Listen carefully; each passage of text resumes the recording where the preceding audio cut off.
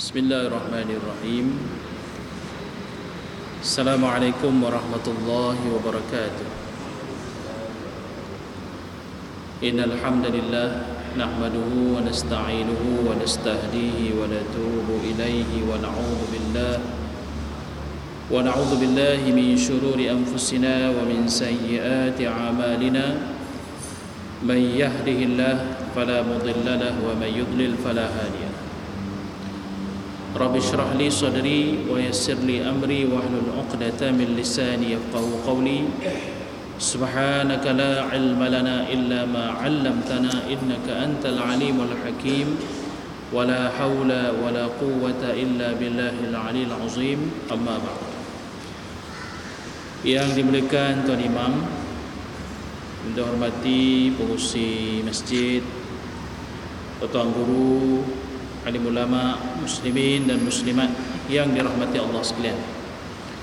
Alhamdulillah, dipanjatkan syukur kepada Allah Subhanahu wa taala kerana pada malam ini dapat sama-sama kita menyambung kembali kuliah bulanan kita ini. Mudah-mudahan Allah Subhanahu wa taala memberkati majlis kita, menambahkan ilmu kita untuk sama-sama kita amalkan di dalam kehidupan harian kita. Kerana untuk menjamin kesahihan amalan kita, tak lain tak bukan mestilah berpandukan kepada ilmu pengetahuan. Jadi perbincangan kita pada malam ni seperti mana biasa, sambungan daripada uraian ringkas terhadap qawaid al-fiqhiyah. Dan pada malam ini insya-Allah kita sambung membicarakan kaedah yang keempat. Dia sebab sebulan sekali tinggal, lama ni dia tak ingat berapa. Betul, kaedah keempat. InsyaAllah kaedah keempat. Jadi saya sedikit membuat ulang kaji.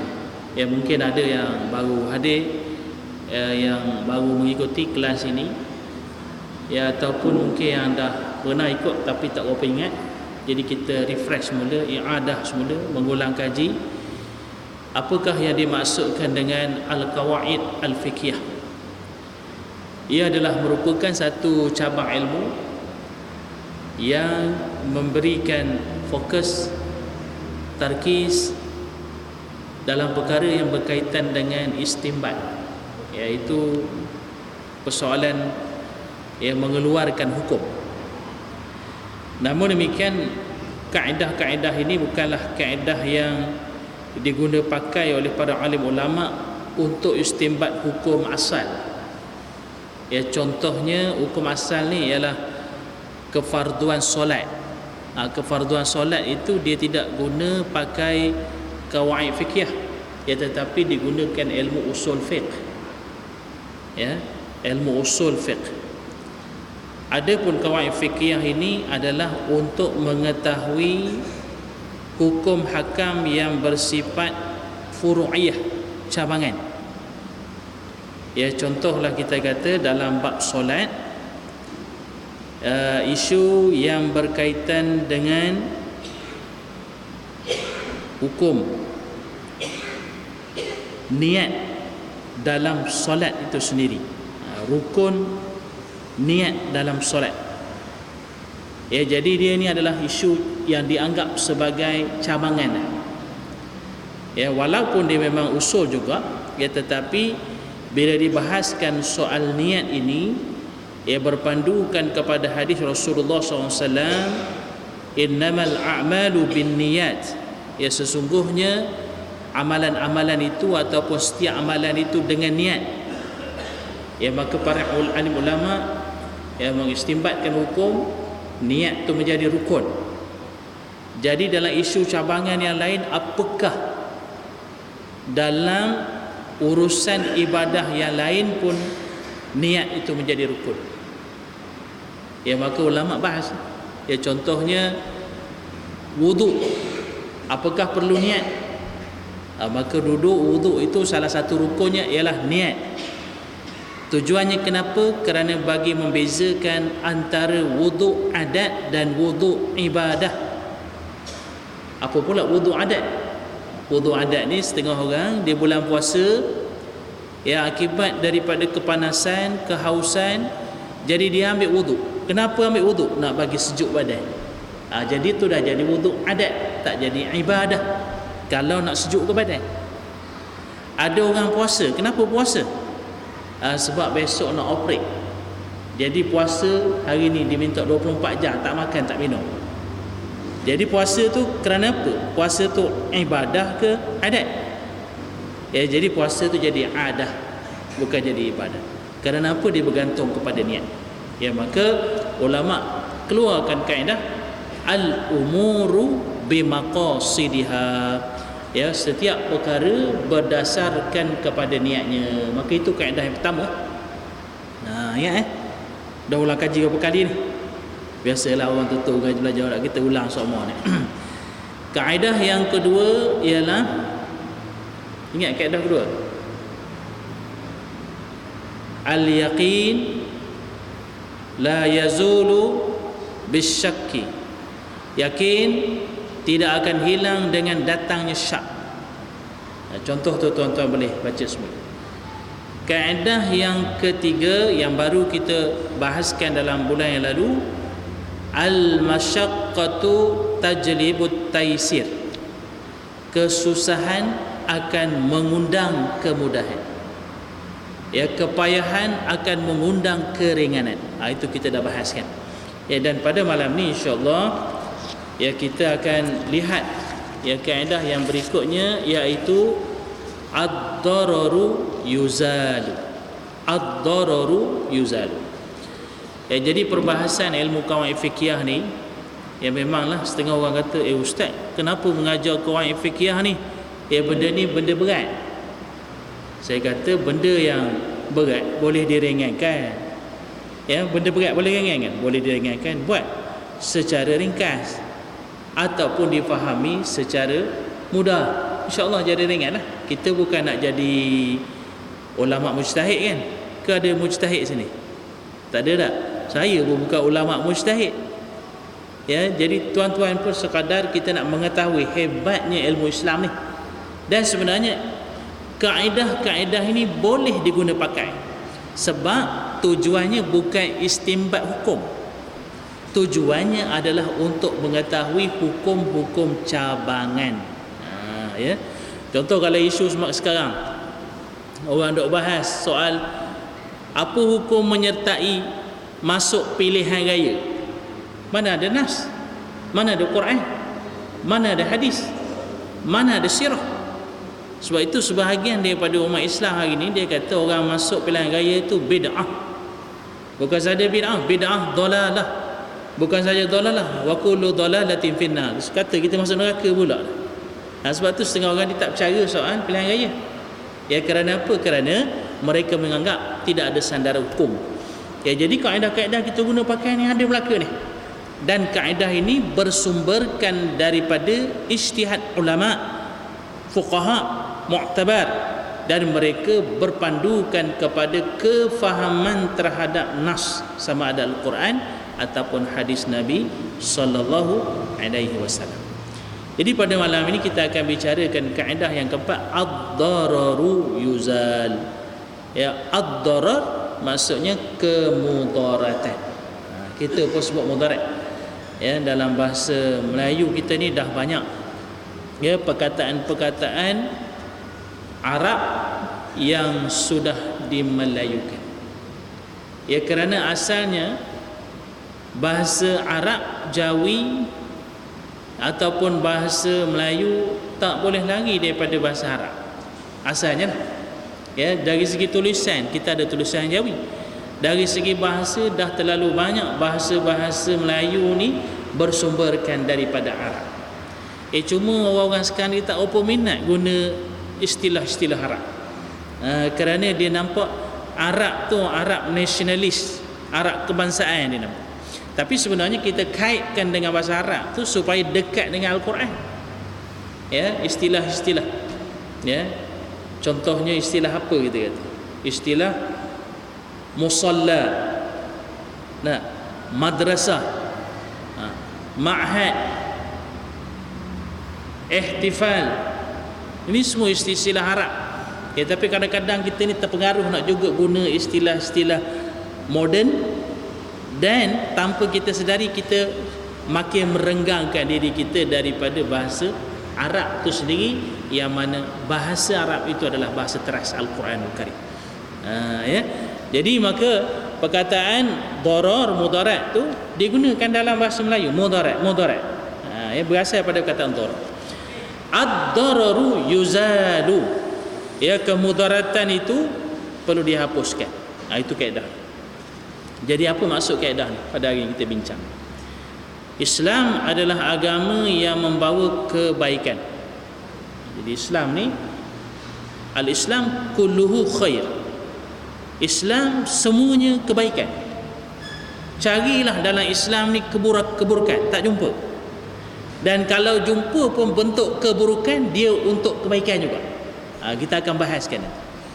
Ataupun pada zahir kita nampak buruk, tetapi buruk itu akibat daripada akal kita yang tidak dapat menyelami kebaikan yang ada di sebaliknya. Ya, sebab itu timbulnya istilah hikmah.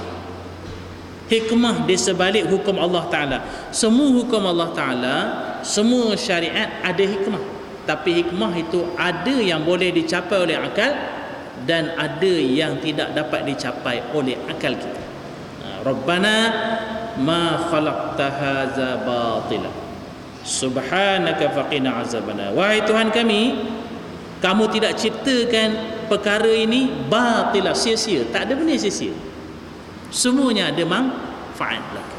Jadi Islam semuanya kebaikan, dan memberikan kebaikan kepada seluruh makhluk di alam ini.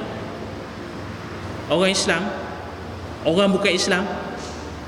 Sebab itu dalam agama Islam ni dia ada hukum kafir zimmi. Ya, tujuannya untuk memberi kebaikan kepada orang kafir.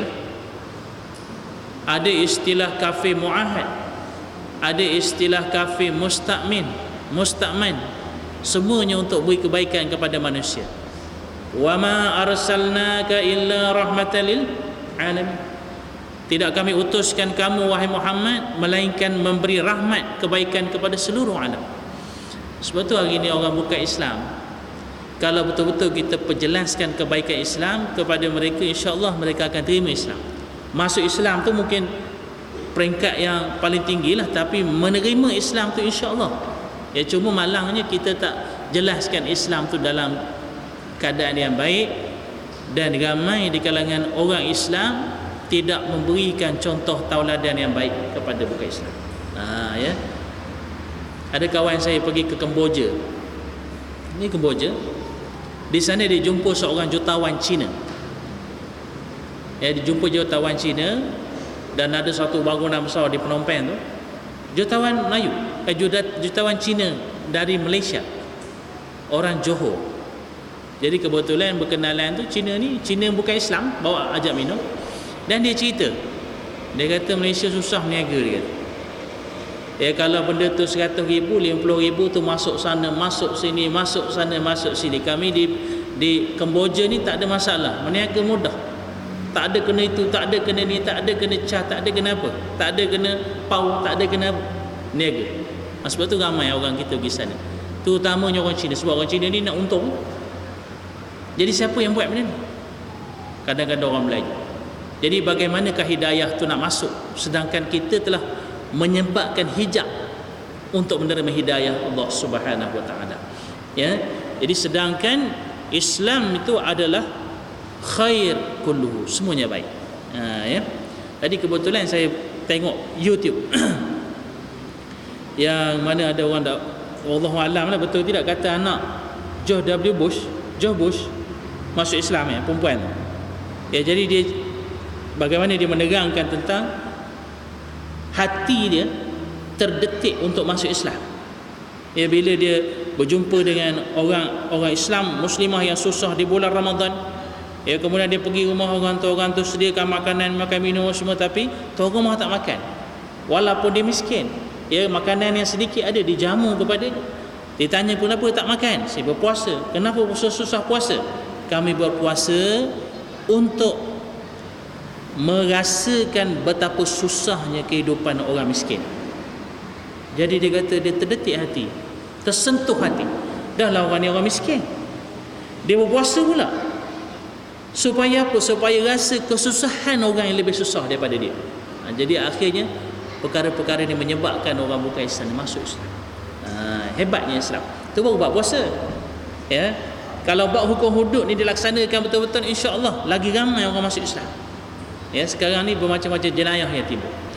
Jadi oleh itu segala perkara yang boleh mendatangkan mudarat sama ada kepada diri sendiri, orang lain ataupun alam sekeliling adalah tidak dibenarkan dan ditolak oleh Islam.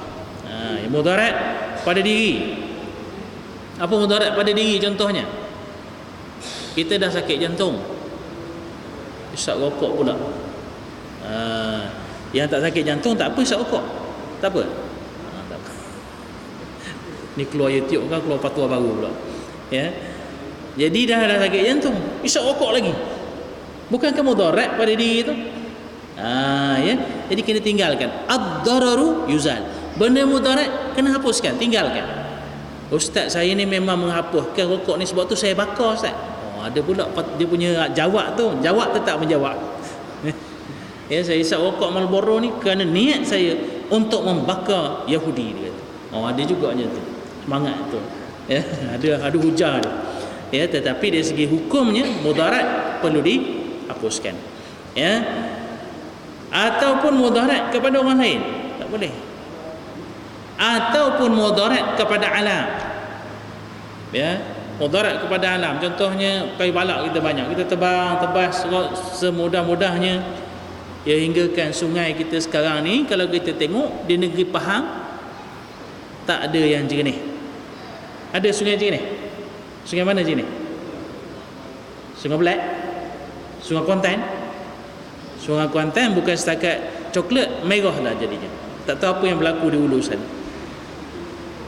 Sungai Temeling, yang sungai jernih sekarang ni saya tahu lah di Pahang ni ialah Sungai Tahan saja. Sungai Tahan. Ya, sebab nama dia Tahan, memang bertahan sungguh. Itu je sungai yang paling bertahan. Hak lain tak tahan dah gerak. Ya, kalau kita pergi sana, ya, di Gantuk ni, Taman Negara ni, hutannya usianya ialah 150 juta tahun. Baca dalam surat khabar lah. Usia dia. Ya, kalau kita masuk di Sungai Temeling ni, dia, ya, sungai yang di luar tu, masuk ke dalam tu di Sungai Tahan. Ya, kita akan tengok dia punya border tu, ada line tu. Ya, sungai di luar ni macam tertarik.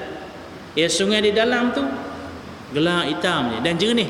Kalau kita masuk dalam boleh nampak batu-batu di bawah. Masih terpelihara. Sungai tu je yang masih bertahan sekarang. Ya, dan alhamdulillah dipelihara lagi. Ikan kelah pun boleh hidup sana. Kita nak makan ikan kelah pun tak boleh. Ya, tapi nak masuk ke sana kena bayar pula. Kalau tak ada duit RM50, ya, sebuah bot tak silap saya RM300 nak masuk. Macam tu pula. Ya. Dan ni kalau kita lihat Islam ia sangat memelihara alam sekitar. Ya, tapi malangnya kita hari ni kita teroka. Ya, kalau pergi LPT ni pandanglah kiri kanan jalan, tak ada yang tinggal. Habis dia rosakkan belakang.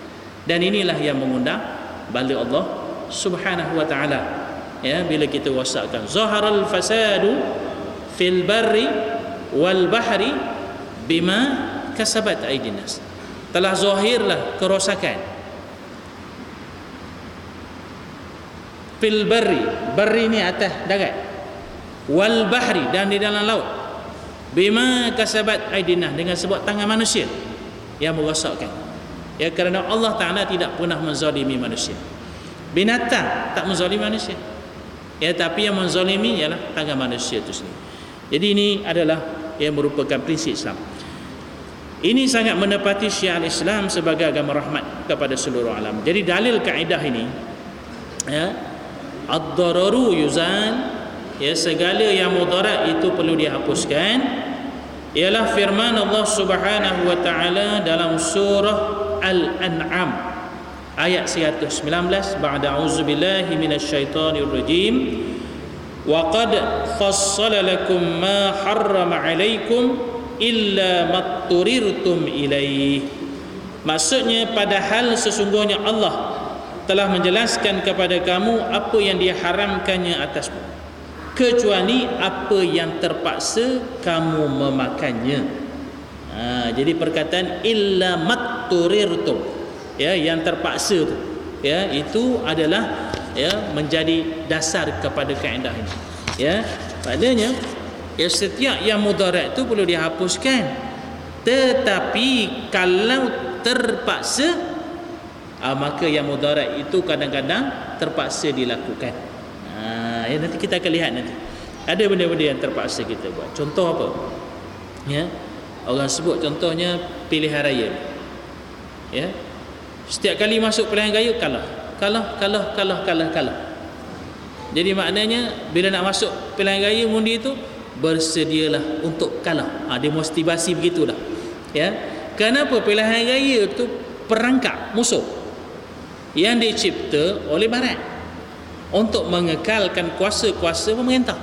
Dan kita tahu bahawa pemerintah dah menyediakan perangkap-perangkapnya, dah menyediakan jarangkat-jarangkat samarnya, dan berlaku sabotaj dan seumpamanya, dan keadaan tidak seimbang. Macam main bola,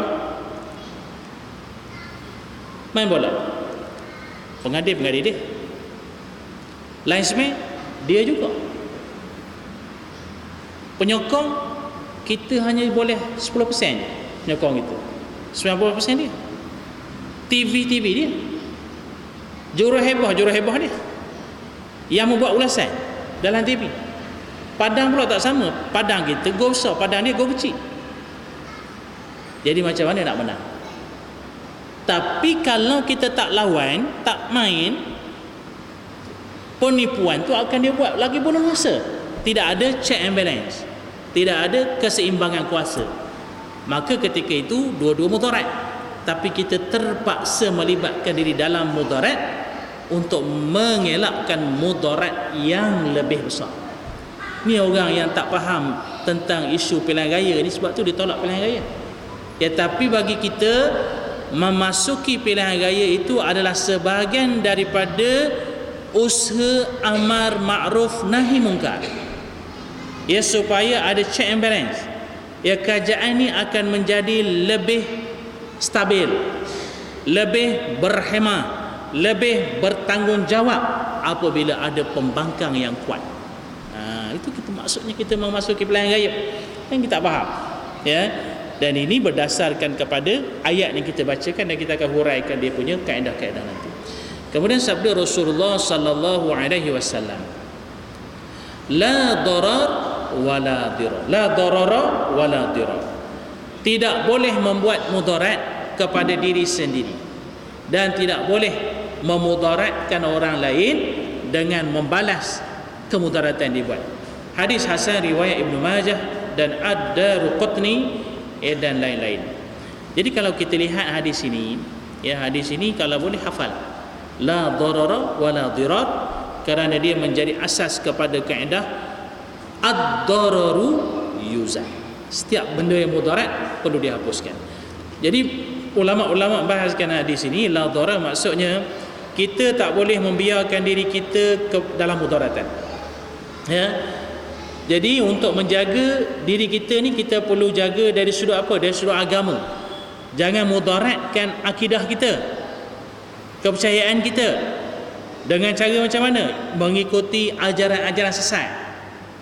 Ya, mendengar, terpengaruh dengan fahaman-fahaman dan ideologi yang merosakkan akidah kita.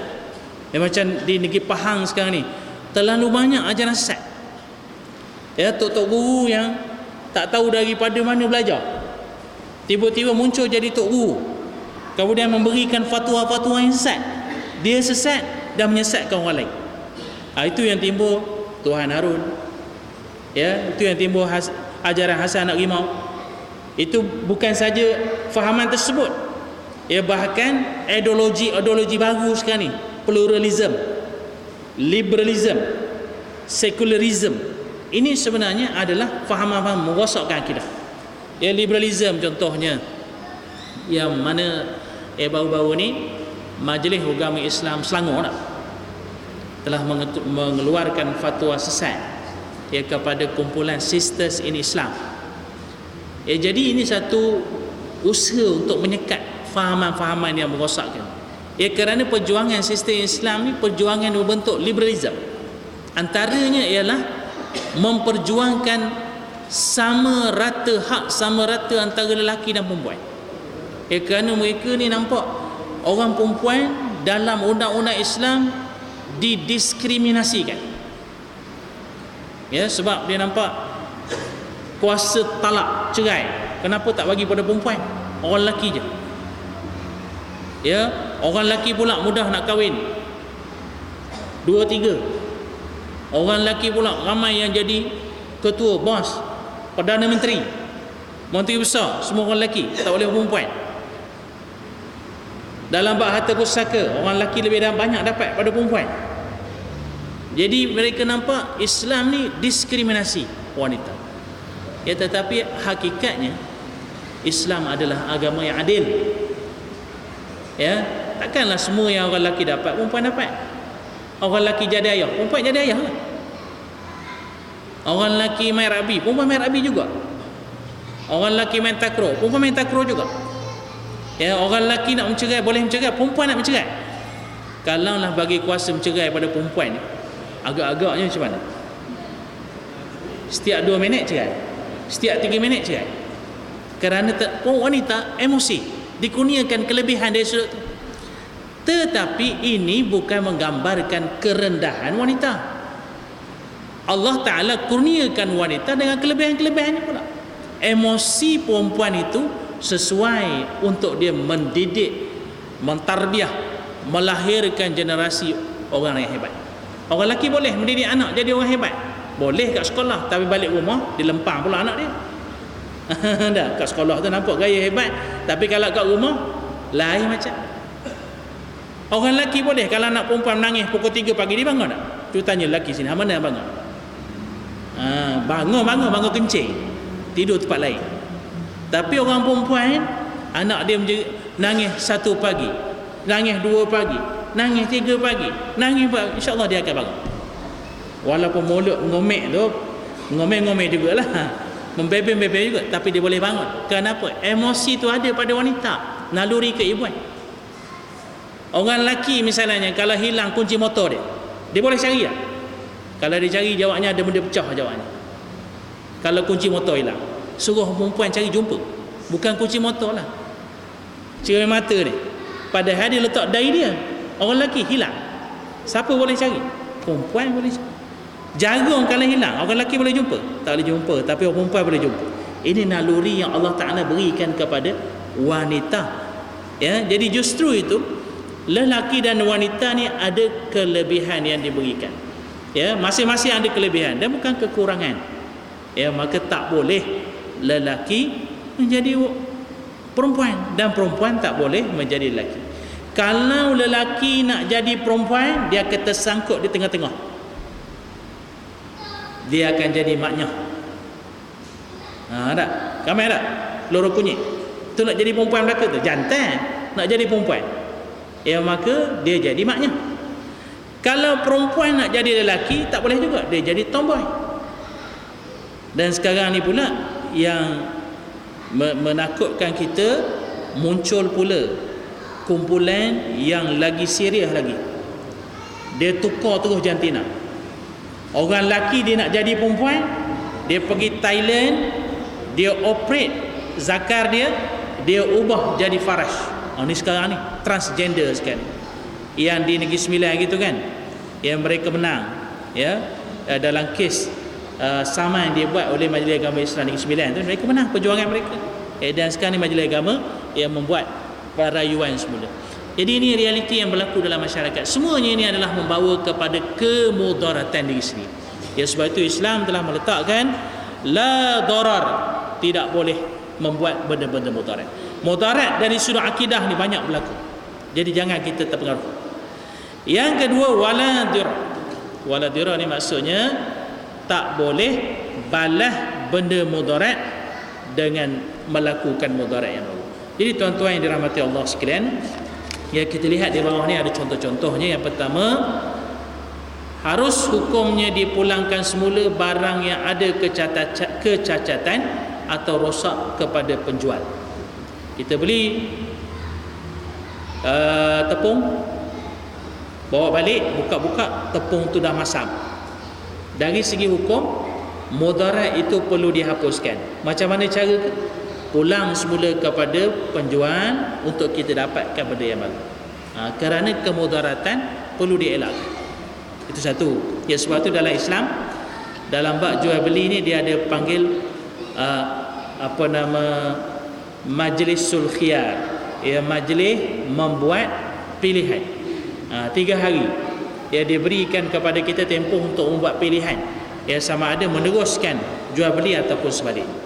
Yang kedua, hukum al-hajru dipanggil. Al-hajru. Al-hajru ni maksudnya membuat halangan. Membuat halangan apa? Iaitu menahan seseorang dari meneruskan muamalat tertentu bagi mengelakkan mudarat.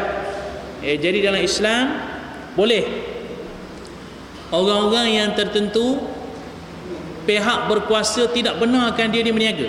Boleh. Siapa? Contohnya disebut di sini ialah as-safih. As-safih ni maksudnya orang dungu, orang bodoh.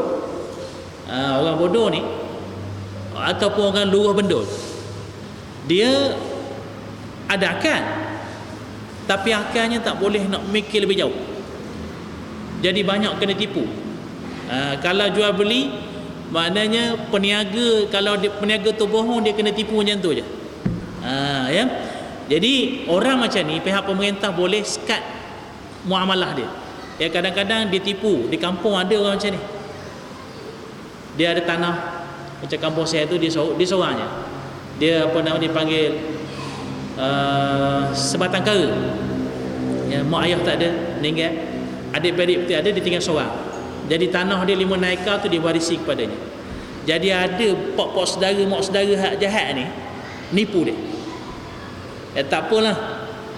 Ya, awak jual je lah tanah ni. Yang 5 ekar ni 5,000 je lah. 5,000 ni tak apa, kamu beri baju, beri bersikal, beri apa semua awak ni, habis. 5,000. Habis gitu je. 5 ekar bayar 1 ekar berapa ratus ribu. Ini berlaku ni. Ya, kenapa? Kerana orang seperti ini dianggap safih. Dia dungu sikit, bodoh sikit. Tapi dia ada akal. Dia boleh sembahyang, dia boleh hafal Quran, dia boleh jadi bilal, boleh azan, tapi dia dungu.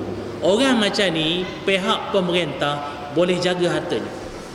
Kalau dia jual harta tu kepada orang Islam, okey lagi. Kalau dia jual harta tu kepada orang bukan Islam, tanah tu kepada orang bukan Islam, lagi baik. Ya, macam negara kita sekarang ni, ya, kita lihat banyak tanah-tanah kita dijual kepada orang bukan Islam semudah-mudahnya.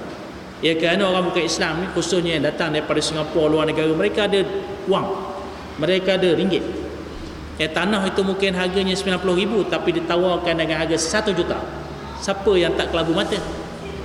Dari segi prinsip Islam, menjual tanah kepada mereka yang bukan Islam tanpa alasan yang kukuh, tanpa sebab yang kukuh, yang konkret, hingga menyebabkan harta pemilikan orang Islam, khususnya dalam berkaitan yang tanah, ya, ataupun dia panggil harta al-mal al-iqar ni, ya, maka hukumnya adalah haram.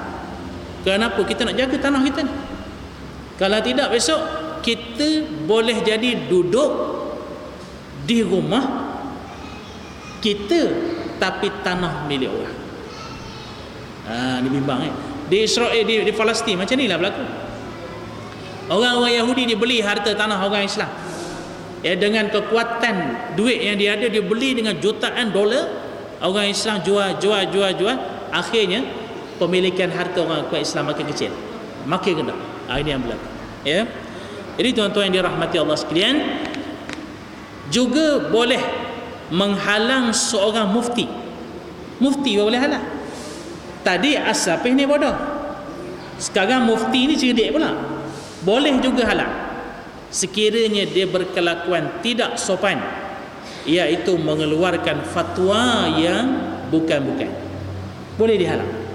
Ya, banyak kadang-kadang bukan mufti kita lah, mufti setengah mufti. Ya. mengeluarkan fatwa yang mengelirukan orang. Contoh yang saya sebut sekarang, ya, contohnya sekarang ada mufti-mufti yang keluarkan fatwa yang menyebut perkataan madad tu sesat. Bukankah itu mengelirukan orang?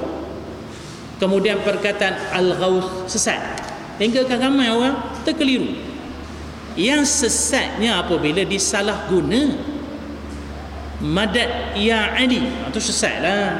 Ya, kerana madad tu maksudnya tolonglah kami wahai Ali, itu perkataan Syiah. Ya, ada pun kalimah madad itu saja, minta tolong, minta bantuan, takkan sesat. Saya nak sebut ni sebab tahfiz saya nama madad. Ya, jadi kalau digunakan pada jalan betul-betul jihad. Hari ini media massa mempromosikan perkataan jihad tu dah menakutkan kita. Ya, bila orang pergi jihad Syria, militan. Pergi jihad Iraq, militan. Akhirnya bila sebut jihad kita jadi takut. Ya, nak ajar anak-anak kita kat pasti, marilah kita berjihad. Kita pun dah rasa takut. Kenapa? Kau orang tuduh pasti tu militan. Kuliah-kuliah kita pun, marilah sama-sama kita berjihad di jalan Allah. Bimbang sekarang ada SB kata, ustaz ni nak mengajak militan ni, teroris ni nak ajak pergi Syria, kena tangkap pula kita. Sedangkan jihad yang salah tu digunakan, ya, pergi berperang di Iraq sebagai contoh, sembelih orang ke pasal salah. Ya, pergi ke Syria bunuh orang Islam, sama-sama Islam, itu salah, itu tak betul, jihad tak betul. Tapi kalau jihad melawan musuh Allah, jihad di Afghanistan melawan Amerika, melawan Rusia, apakah itu salah? Itu jihad yang kalau mati syahid dan terus masuk syurga Allah Ta'ala. Jadi kita kena hati-hati. Ya, perkataan tu kalau digunakan pada yang salah, salah. Pada yang betul, dia akan jadi betul. Jadi jangan kita mengeluarkan fatwa. Pada saya, ya, sebelum keluarkan fatwa tu, panggil orang-orang yang berkenaan dulu. Ya, bincang dulu. Ya, kalau fatwa SIS tu itu dah jelas. Kita boleh tengok website dia, pandangan-pandangan dia yang salah, yang sesat. Ya, tapi kalau perkataan madad tu kita secara mudah yang menyatakan dia sesat begitu saja, ya, maka itu menimbulkan kekeliruan. Ataupun kita kata orang yang Hanana tu sesat, itu pun salah juga. Yang Hanana tu, beruntunglah kami maksudnya dengan ketibaan Rasulullah SAW. Jadi mereka nak berselawat, berqasidah, tak salah. Nak main gendang, tidak mengapa. Tetapi janganlah gendang tu dalam masjid. Ya, main gendang dalam masjid, ada orang nak sembahyang sunat, ada orang nak baca Quran, ada orang nak tidur dalam masjid. Ada nak tidur, ada juga nak tidur. Ya, jadi terganggu. Jadi buatlah di luar, yang buat di luar tak ada jadi masalah. Daripada berkonsert tak tentu pasal extravaganza tu, lebih baik beryahanana, berqasidah. Itu patutnya kita huraikan begitu. Jangan terus kata total mutlak ini semua benda haram.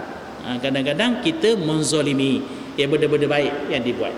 Ya, jadi tuan-tuan dirahmati Allah sekalian, kalau ada mufti-mufti yang mengeluarkan pendapat yang mengelirukan, yang mengaburi mata rakyat, ataupun yang menyembunyikan hak, ya, sanggup menyembunyikan yang benar, ya, dan menyokong kebatilan, iaitu pihak pemerintah boleh sekat dia daripada mengeluarkan fatwa. Ya, kerana fatwa dia itu amat mengelirukan, ya, masyarakat Islam. Ya. Jadi ini dipanggil al-hajru, kerana fatwa dia itu mengelirukan, mendatangkan mudarat. Jadi dia ada kaedah al-hajru, sekat dia. Dan begitu juga doktor-doktor, ya, doktor-doktor yang tidak mahir daripada merawat pesakit ini, ataupun doktor-doktor yang menggunakan, ya, klinik-kliniknya, kepakarannya untuk menjual benda-benda yang terlarang. Contohnya jual metadon. Okey, ya, untuk mengurangkan ketagihan, berpindah kepada metadon. Tapi kalau metadon tu dijual dalam dos yang berlebihan untuk mendapat keuntungan, ya, kadang-kadang doktor tiba-tiba jadi kaya lampau-lampau kerana apa? Menjual benda-benda seumpama ini, maka mereka boleh disekat, ya, daripada memberikan rawatan kerana dia telah membawa kemudaratan, ya, kepada masyarakat. Jadi bolehlah, ya, dikiaskan kepada benda-benda lain yang berlaku. Ya, kalau kita baca buku yang dikarang oleh Said Hawa, ya, dalam buku fi Jundullah fi Sabilillah, diterjemah dalam bahasa Melayu tu, elok baca. Disebut dalam tu bagaimanakah jihad dalam sebuah negara Islam, dalam sebuah negara kafir, dalam sebuah pemerintahan Islam, dalam sebuah pemerintahan orang Islam yang zalim. Jadi disebut macam mana cara untuk mengelakkan mudarat yang berlaku. Kalau pemimpin tu adil tapi dalam negara tu banyak maksiat berlaku, maka ada jihad dengan tangan, ada jihad dengan lisan, ada jihad dengan tulisan, semuanya untuk mengelakkan mudarat daripada berlaku. Jadi begitulah kalau kita nak memainkan peranan, boleh kita mainkan. Kemudian di sini ada kaedah-kaedah cabangan yang boleh kita sentuh secara ringkas pada malam ini. Kaedah cabangan daripada kaedah la darara wa la dirar. Pertama, ad-daruratu tubihul mahzurat. Ini pun elok di kalangan kita boleh hafal sikit. Ustaz-ustaz, para penceramah, pemuda-pemuda ni elok ingat ni. Boleh berhujah, boleh berdialog. Maksudnya apa di sini? Situasi darurat mengharuskan yang terlarang. Situasi terdesak mengharuskan yang terlarang. Contoh apa di sini disebut? Asalnya makan ular adalah haram. Dalam teks ni saya sebut ular, biasa disebut babi. Tapi kita ubah sikitlah ular. Rendah sikitlah. Tetapi jika seseorang itu sesat di hutan dan tidak memperolehi apa makanan untuk meneruskan hidupnya kecuali makan ular, maka ketika itu dia haruskan makan. Tapi dengan syarat ular tu bukan ular biasa lah. Kalau makan ular tedus lah, dah lah kita ni nak lapar, makan tedus lah, tak ada 2 minit mati, tak ada 2 saat mati. Itu lagi mudarat. Jadi lebih baik tak makan. Cuma kalau lah ular tu tadi tidak mudarat, ular mana tak mudarat, boleh makan. Haji, ular apa Haji? Boleh makan. Ular sawu boleh makan. Ular sawu boleh makan. Makan ular sawu. Tak lalu nak makan gitu, buat gulai sikit. Buat gulai apa? Singgah ular sawu. Tapi ada kaedah di bawah tu nanti. Ad-darurat tuqaddar biqadriha. Keadaan terdesak adalah berdasarkan kadarnya saja. Makan sedap pula rasanya, siap buat panggang lagi, cicah pula dengan asam, rasa sedap. Jadi yang boleh makan ular tadi sekadar untuk mengelakkan kematian saja, bukan sampai kenyang. Lepas pada tu carilah benda lain. Cuma ulama-ulama ni selalu kita jumpa boleh makan babi kalau tak ada makanan.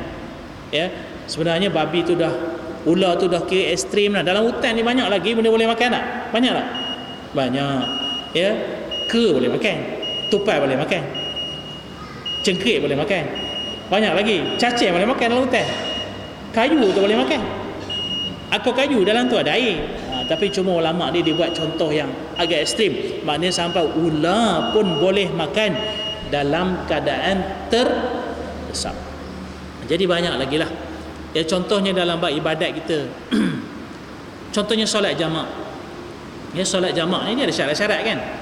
Jamak tak boleh solat di rumah tak? Dia sebelum sampai ke rumah. Tapi kalaulah kita naik bas, daripada Kuantan contohnya, bas itu akan melalui kawasan rumah kita. Contohnya rumah kita di ni lah, sini. Ini apa ni? Al-Fatah ni kan, kawasan ni. Bas tu dia akan terus sampai ke apa, Central Market, bukan Central Market, apa tu? Terminal Kuantan. Sampai ke sana. Dan kita ni pakaian kita semua kotor dah. Ataupun dalam bas tadi kita termimpi. Sudah sangat mimpi, hujan lebat kita mimpi. Rupanya kita hujan, basah. Rupanya dah keluar air mani. Contoh saya beri kena mandi wajib. Jadi kita ni sampai di sini, patutnya tadi kita boleh terus ke terminal, kita jamak sana tak? Jamak takhir. Tapi tak boleh nak buat benda, takkan nak mandi sana. Mandi tak ada baju, tak ada apa. Jadi terpaksa singgah di sini juga, terpaksa balik rumah, mandi di rumah. Sedangkan di rumah tak ada jamak. Dalam keadaan terdesak, yang terlarang diharuskan, maka boleh jamak di rumah. Itu hukum dia. Tapi dia kena terdesak lah, jangan tak desak. Ya, dan ini juga bersandarkan kepada hadis-hadis sahih. Ya, kita boleh tengok ya dalam kitab Subulus Salam. Ada hadis yang menceritakan yang diriwayatkan oleh Ibnu Abbas ya bagaimana Rasulullah SAW yang menyatakan boleh jamak tanpa khauf dan tanpa matar, dia kata. Tanpa ada sebab khauf, takut, dan tanpa sebab hujan. Ini kaedah ad-darurat tubihul mahzurat. Ya. Dan kaedah ini dia berkait dengan kaedah yang kedua yang saya sebutkan tadi. Ad-darurat tuqaddar biqadriha. Ya, perkara-perkara yang terdesak itu diukur berdasarkan kadarnya sahaja. Contohnya ular yang diharuskan makan dalam contoh satu hanyalah sekadar menyelamatkan diri dari mati kebodohan sahaja. Ya, macam kita tadi. Ya, ad-darurat tubihul mahzurat. Kita boleh masuk pilihan raya walaupun pilihan raya tu susah, mudarat banyak, tapi kita dah terdesak kena masuk pilihan raya. Berapa banyak duit nak cetak poster, nak bayar apa nama dia panggil apa, deposit lagi. Ya, dalam keadaan kita serba kekurangan apa semua, jentera tak ada, televisyen dikuasai oleh mereka, media dikuasai sepenuhnya, dan kita tahu penipuan berlaku dan seumpamanya. Tapi ini keadaan terdesak, kita kena masuk. Dan masuk itu pula dalam sekadarnya juga. Jangan kita masuk tiru pula cara dia buat. Dia tipu, kita tipu lebih daripada dia. Tak? Buat gambar-gambar tak, dia buat gambar tak senonoh, kita balas buat gambar tak senonoh. Tak boleh. Walaupun al-harbu khid'ah, peperangan tu memang ada tipu daya, tapi Rasulullah SAW tipu daya Nabi, tipu daya yang penuh hikmah. Tak ada Nabi buat tak tentu pasal. Ya, tipu daya Nabi SAW ni tipu daya dalam bentuk bukannya nipu bohong tak tentu pasal, tetapi tipu daya dari segi istilah digunakan mengelirukan supaya orang tak nampak ni strategi kita. Ya, tapi jangan buat macam mereka. Ya, kalau dia orang buat gambar-gambar buruk pemimpin kita, kita buat pula gambar buruk pemimpin dia, tak boleh. Itu prinsip Islam. Ad-darurat tuqaddar biqadriha. Kita kerana kita yakin perjuangan kita Allah Ta'ala akan berikan kemenangan. Bila itu hak Allah. Apa yang perlu kita buat? Usaha, kerja, tawakal, ibadah kena kuat, doa kena banyak. InsyaAllah Allah Ta'ala akan bagi kemenangan. Itu keyakinan kita. Bagi orang yang tidak ada iman, dia berjuang, kalau dia kalah, dia anggap ini habis dah hayat dia. Kalau tak sampai Putrajaya tu kira perjuangan tak ada benda dah. Bagi kita Putrajaya tu bukan nihayah, bukan destinasi. Destinasi kita ialah akhirat, bertemu dengan Allah Subhanahu Wa Taala. Ini perjuangan umat Islam. Sebab itu Rasulullah SAW bila kalah dalam perang Uhud, orang-orang kafir ni berkata kepada Rasulullah, memperli Nabi, wahai Muhammad, mana Tuhan kau? Hari ni kau kalah. Mana Tuhan kau yang menyelamatkan kau? Jadi seolah-olah perjuangan Islam tak bohong je. Lalu Rasulullah SAW menjawab, sesungguhnya memang kalangan kamu ada mati, kalangan kami ada mati, tetapi kalangan kamu yang mati masuk neraka, kalangan kami yang mati masuk syurga Allah SWT. Jadi perjuangan itu diukur syurga neraka. Ya, diukur dari sudut mendapat keredaan Allah SWT. Sebab itu bagi kita yang berjuang atas dasar Islam ni, ukuran kita bukan ukuran duniawi semata-mata. Ya, kadang-kadang orang kata, itu Ustaz Amal lah gitu cakap semua gitu. Geng-geng UG dia kata. Apa UG ke benda? Kita tidak ada geng UG, kita adalah golongan yang cintakan al-ulama warasatul anbiya, para ulama pewaris Nabi. Kalau ulama tu bukan pewaris Nabi, memang kita tak cinta. Sebab dia ada berakar dengan Rasulullah sallallahu alaihi wasallam. Ya, sebab itu kita pada hari ini ibadah kita kena kuat. Ya, solat malam kita, munajat kita, kadang-kadang kita berjuang Islam, solat kita tak ada, qiyamul lail tak ada, sedekah tak ada, zikir kita kurang. Jadi macam mana kita nak dekat dengan Rasulullah sallallahu alaihi wasallam? Dan contoh berikutnya, kaedah yang berikutnya, masuk waktu tak? Kaedah berikutnya, ad-dararu la yuzalu bid-darar. Ya. Sesuatu yang mudarat itu tidak boleh dihapuskan dengan mudarat yang lain. Ya. Contoh juga di sini, jika ingin menghapuskan maksiat tidak boleh dibuat dengan maksiat. Ya. Tak bagi orang pergi konsert rock, kita buat pula konsert 60-an dekat tepi masjid. Kalau 60-an tu okey. Ya. Tak bagi anak-anak kita pergi cyber cafe di bandar, kita buat cyber cafe di taman kita. Mudarat tak boleh dihapuskan mudarat. Tak bagi anak kita main game di bandar, kita buat pula bilik dalam rumah kita. Ni macam-macam game ada ni, komputer ada, main game sini. Kita mengelakkan mudarat sana, kita buat ruang untuk mudarat baru. Tak boleh. Begitu juga untuk menghapuskan bid'ah dalam masyarakat. Ya, nak menghapuskan bid'ah apa? Bid'ah ni bersalam, bid'ah. Berselawat, bid'ah. Talqin, bid'ah. Tahlil, bid'ah. Akhirnya orang bergaduh. Konon-konon kita nak menghapuskan bid'ah. Ya, cerita yang masak dalam masyarakat yang bukan-bukan, akhirnya pecah. Jemaah masjid yang satu jemaah akhirnya pecah dua. Yang pecah dua itu, bukankah itu mudarat yang lebih besar? Ya, bukankah itu bid'ah lebih besar? Iaitu bid'ah hilangnya ukhuwah, itu lebih besar. Jadi tak boleh nak menghapuskan. Kalau kita kata benda tu bid'ah, menimbulkan bid'ah yang baru. Itu prinsip Islam. Ya, jadi ya, seperti mengelakkan orang ramai berjudi tanpa lesen, lalu dibuka kedai judi berlesen pula.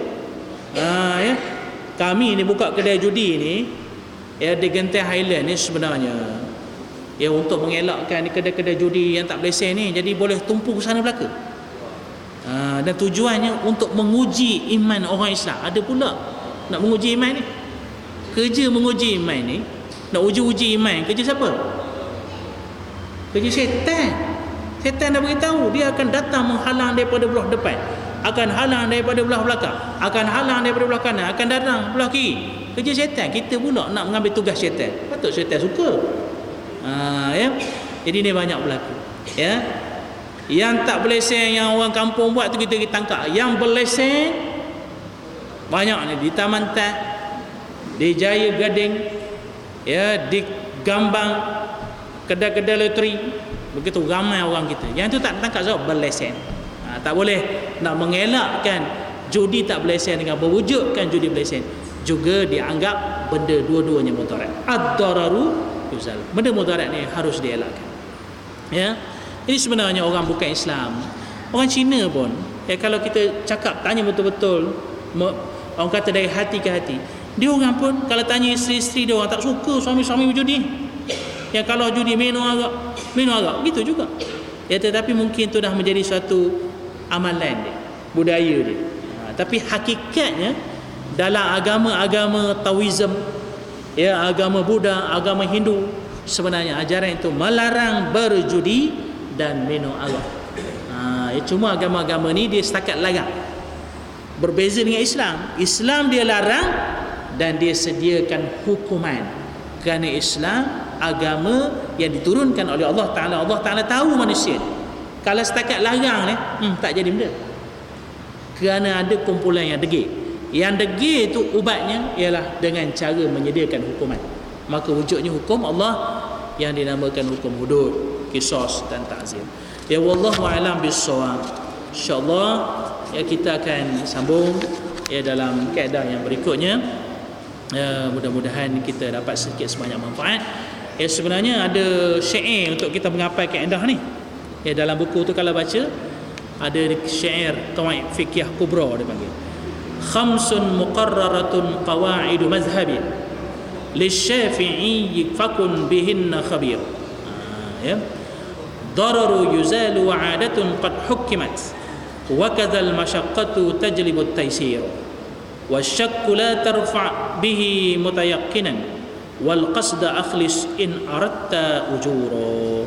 Itu kaedah. Kalau apa itu tahu belaka, dalam ada 5 kaedah besar dalam syair tersebut. Nanti terjemahnya kita akan bacakan insya-Allah. Ya, saya sampai di situ, mudah-mudahan insya-Allah kita dapat sedikit sebanyak manfaat.